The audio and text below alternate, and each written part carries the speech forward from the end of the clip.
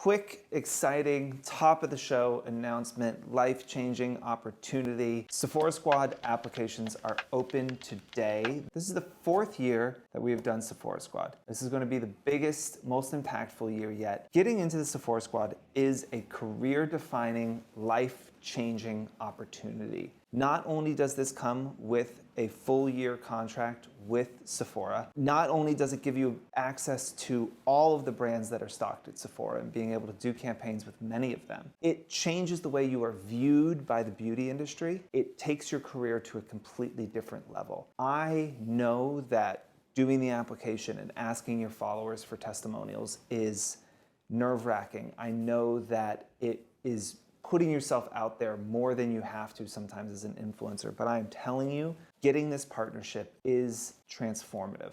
It will be a turning point in your career. It will be something that you look back on and say, that was the start of when things changed for me. Put yourself out there, apply for it. You never know. Worst case scenario, you get a bunch of testimonials from your audience that make you feel really good about what you're doing and gives you an insight into the impact that you're having on people's life, something you don't really get that often. Best case scenario, you get into SephoraSquad and change your life. So that is a classic win-win. Take the 10 minutes, apply, maybe change your life.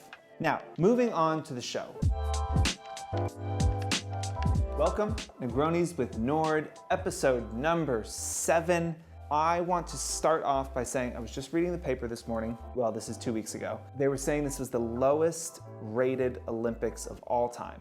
11.4 million people on average tuned into the Winter Olympics this year. I've been talking a lot about how the ad world is changing and how scaled media is going away, and we are in this kind of critical moment where advertising as we know it is actually essentially dead, but nobody is acknowledging it yet.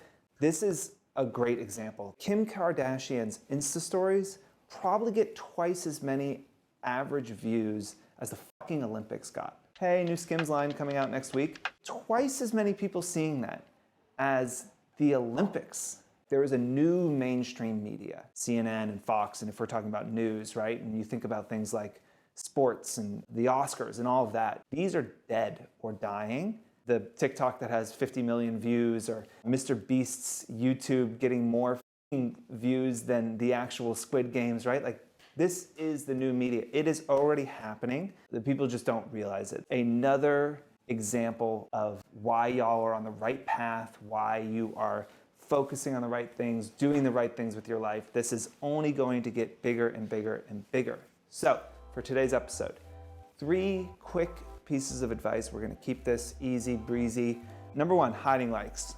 Not a huge amount of adoption on hiding likes. Not a lot of influencers doing it, which makes sense. There are some influencers who are hiding likes on sponsored content.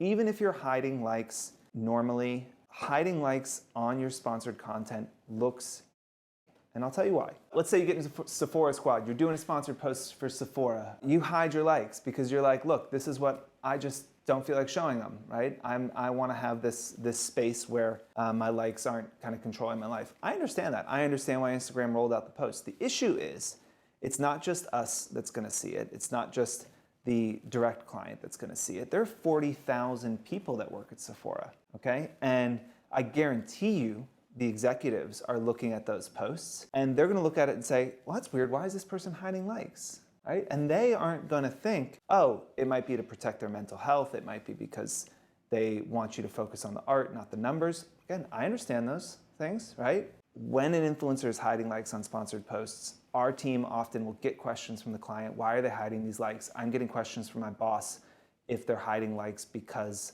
their engagement's really bad or because they bought followers, they don't have an authentic audience, right? That is where people's heads go. Even if that is not the story, the why behind hiding likes, that is absolutely what people think. And so I think if this is your job, it is what you're making money on, and the norms are that you're showing likes, I think you have to show likes on sponsored posts. I actually don't know if you can toggle it on and off for specific posts, but toggle it off on your organic posts if you can, but you gotta keep it on your sponsored posts, I think.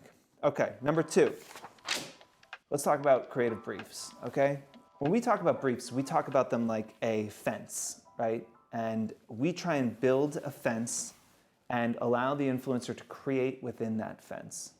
And it should allow you the creativity to add your voice, to be able to tailor the message to your audience. And, across the board, influencers do a great job of that. I also just want to reiterate that you can, go to the brand or go to the campaign manager that you're working with, if it's through an agency or a platform, and suggest something else if you like. This is a creative field. The people that work in the industry are creative. They love ideas. It's impossible for us to come up with, specific personalized briefs and creative ideas for every single influencer we are working with. And we are totally open and excited to hear your idea. Don't be afraid to say, hey, I was thinking, what about this? This is something I'd be really excited about. Because at the end of the day, we talked about passion before, and it's so important for you to be passionate about it. And if a brief comes across, your proverbial desk, and it's for a brand you're excited about and a project you're excited about, but you don't love the brief, or you have an idea that you'd be more excited about executing on, shoot them a note, ask, I'll speak from Fohr's perspective. If we have influencers pitching us really awesome ideas where they want to kind of go above and beyond, and we get to bring that back to the client, and the client is excited because you've shown a real interest in trying to promote their product in a new way. So if you're a creative person that likes that stuff, don't feel like you cannot not push back. Don't feel like you cannot throw your idea into the ring and say, hey, I've got another way of maybe doing this. I guarantee people are going to love it. Number 3 is about managing your manager. So this is just for the people who have a manager or an agent. They work with an agency, whatever it might be. Across the board, a lot of the managers we work with are great.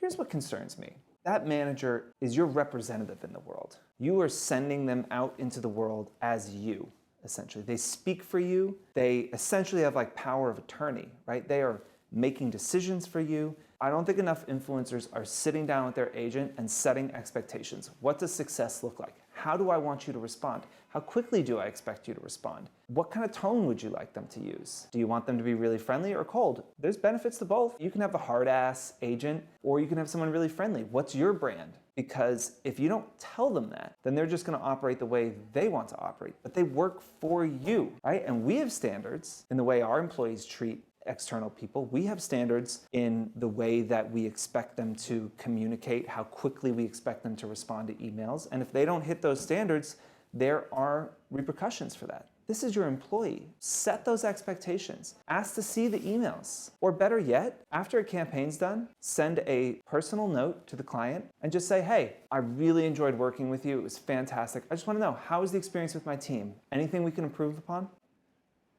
Anything that you thought was really great? Anything that you think we can do better? That's it. You might find, one, that someone's like, I loved working with your team. Your agent's a fucking rock star. Thank you so much. Awesome, right? That gives you a lot of confidence. You can tap that agent on the back and say, thank you, great job. You might find, actually it was really hard to work with them. And there are so many influencers that we don't work with because their agents make it impossible for us to work with them. Not the influencer.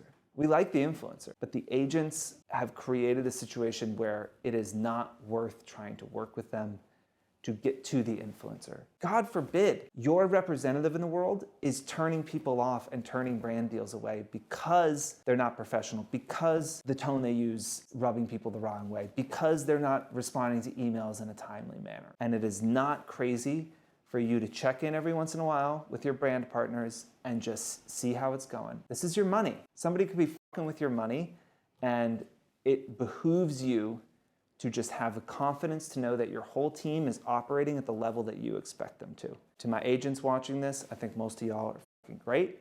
I think the work you do is so hard. I think it is underappreciated. I think that, many of you probably deserve a bigger cut of these deals given how hard they are to negotiate. This is not anything to say against the wonderful agents that make the work that we do possible by being that bridge between influencers. But influencers, this person is your representative, and you should be 100% confident they're representing you in the way that you want. We talked a bunch last week about the 5 ways that to run your business more effectively, right?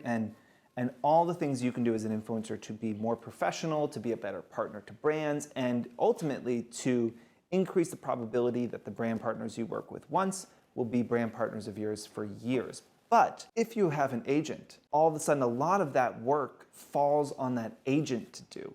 And it's important for you to manage that manager, to manage your agent, to make sure those 5 things we talked about, and if you didn't see it, go back to the episode, that if you aren't the person doing those things, that they are doing them for you. As always, thank y'all. Continue to send us questions, drop them in the comments, DM us, comment on an Instagram post, send a carrier pigeon, send me a Le Lavo candle with a handwritten note, send me a bottle of scotch, at least 18 years old, with a note, and we will answer your questions. So thank you very much.